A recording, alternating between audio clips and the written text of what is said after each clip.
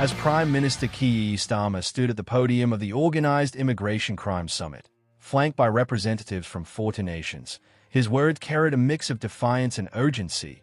Immigration crime funds the vile people-smuggling gangs that trade in human misery. That ends now. Yet, outside the grand halls of Lancaster House, a different narrative unfolded.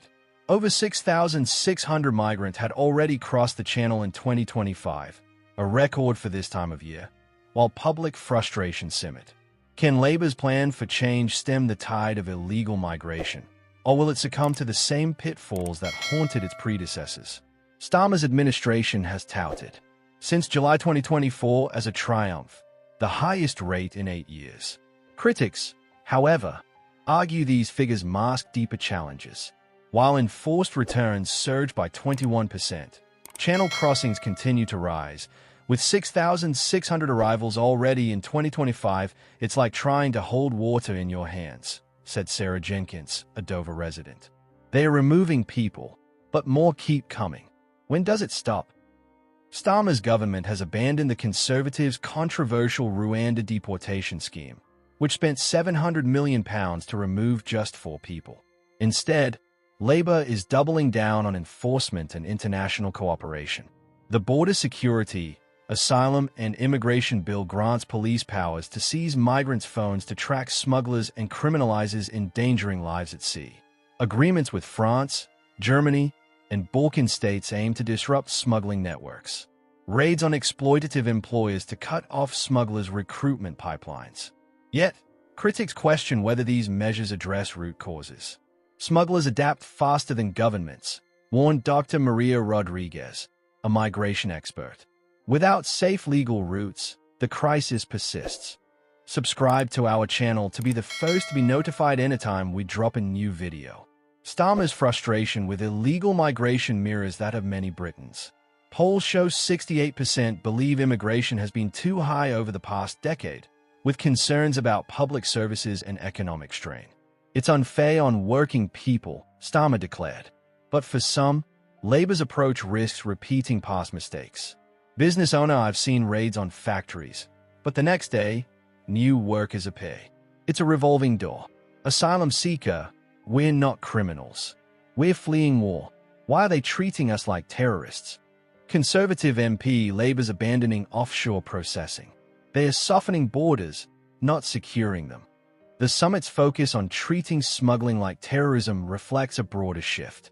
Starmer urged nations to pool resources, exchange intelligence, and address the issue at every stage. But with smuggling routes spanning continents, from Vietnam to Albania, success hinges on fragile international trust. Labour's strategy avoids the Conservatives' gimmicks, prioritizing pragmatism over spectacle. Yet, the rise in channel crossings raises questions. Is the government moving fast enough? Can it balance enforcement with compassion? As one migrant advocate asked, what happens to those who aren't removed? Are they left in limbo? Starmer's immigration policy is a gamble, a bet that tough enforcement, global cooperation, and legislative muscle can outpace smugglers. While removals have surged, public patience wears thin as crossings climb. The coming months will test whether Labour can deliver where others failed, or if the tide of illegal migration will prove too powerful to stem. Can Starmer's plan for change rewrite the narrative of UK immigration, or will it become another chapter in a saga of unmet promises? Only time, and the next set of statistics, will tell. Believe me, I get it. You are right to be angry about illegal migration, Keir Starmer writes. I know many of you are angry about illegal migration. You're right to be. British people are compassionate and fair-minded. But we all pay the price for insecure borders, from the cost of accommodating migrants to the strain on our public services. It is a basic question of fairness. And don't think for one moment that it's a good outcome for illegal migrants either. So many of these desperate people are the victims of appalling exploitation. So, believe me, I get it. Which is why at the heart of our promise of change is a promise to restore your security. Securing our borders and smashing vile people-smuggling gangs is one of the most important responsibilities I will ever have as your Prime Minister. Those on the fringes of British politics thrive on this insecurity, but their offer is hollow. I opposed the Tories' Rwanda scheme not just because it was a gimmick designed to sound tough and get headlines, but because it was a hollow pledge to working people which had no prospect of ever being fulfilled. A slogan isn't a solution. Instead, it undermines trust in mainstream politics as a force for good. I know some of you will read this with skepticism and assume that nothing can or will be done. I am determined to prove the opposite.